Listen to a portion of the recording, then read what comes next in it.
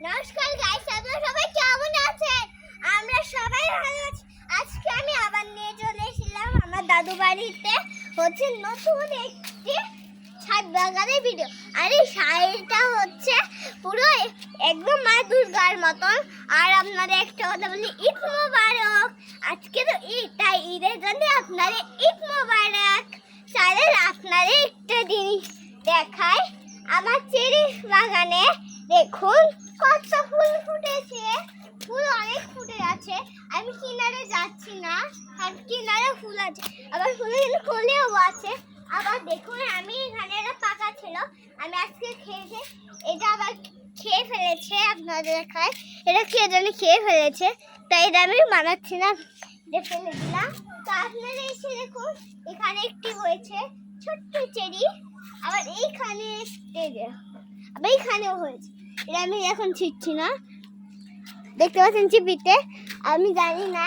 তো এখানে একটু ছোট্ট হয়েছে, দাঁড়ান, কোথায় জানি, আমি পাতা ভেবেছিলাম প্রথম, এটা চেরি না, এখানে না, দাঁড়ান, এই দেখুন ছোট্ট। আর এখানে একটি ছোট, কিন্তু আমার হাতের মেহেদিটা কেমন হয়েছে, এটা পাখি আর এটা ফুল তার মধ্যে পড়ে। আচ্ছা, আমাদের এখানে আমার শখে মানে এমনি এটা অ্যালোভেরা গাছ, আমি এটা নিয়ে খেলি অবশ্য, কিন্তু এবার ছাদে খেলাই হয় নাই। তো এবার ছাদে আসি, খেলা হয় নাই, তার মধ্যে এটা আছে।